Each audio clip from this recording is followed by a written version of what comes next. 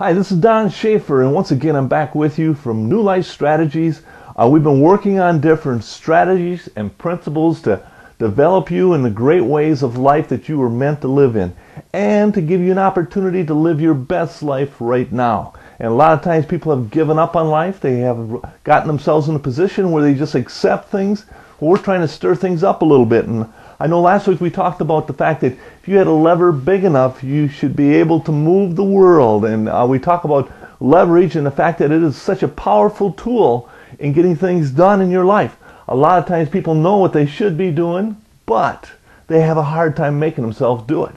And that's where if you can leverage yourself, get yourself in positions where you're forced to go out and do the things you know you need to do, then you can get a lot of things accomplished, and they can be big things accomplished. And I know in my own personal life that I take on projects from time to time, and I get myself in a position where I have to do this. You know, and I'm sitting there, oh my. You know, I know, like just yesterday, just to give you an idea, we've got, how would you say, a time frame set up with a couple of properties we were working on, and we worked, Shirley and I, we worked from like morning until night on these properties because we were leveraged in the point that we had to get this done. We're on a time frame, tight time schedule. It's amazing what you can get done when you put a little leverage behind it. But this week, I wanted to get into a little bit of a different flavor as far as strategies are concerned. We're going to be talking a little bit about your financial destiny for the next couple weeks, and how important it is, how God wants all of us to be able to handle our finances, to be able to live the life we had always wanted to live. So many times people have dreams, and they have a hard time with their dreams because they can't finance them. You know, and a lot of this is due just basically to an understanding of financing and how you're handling your finances. Because I know we always say that it's not how much money you make, it's how you handle and manage the money that you do make.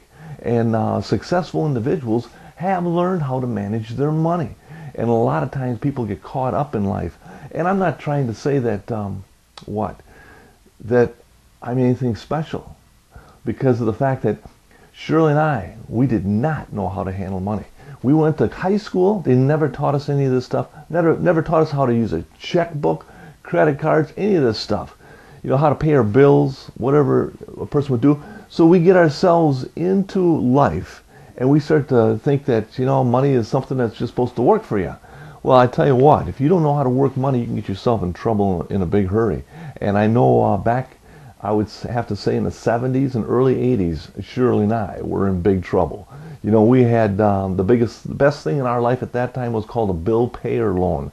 This was an opportunity to take all of our bills, put it into one payment, and a lot of times it was a smaller payment stretched out for a ways, and then we could start paying on that. But then it gave us an opportunity to start buying other things, to start charging other things, to start borrowing on other things, and pretty soon we'd be right back in the same place, but worse.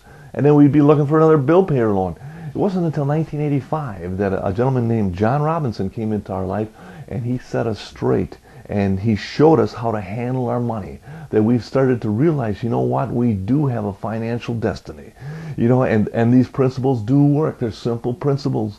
And that's where the next couple weeks, we're going to be, you know, from week to week, bringing up different principles for you, and hopefully give you an understanding of money, how important it is, and how you can manage it. And I want to thank you once again for being with us this week, and I will see you again next week. Thank you.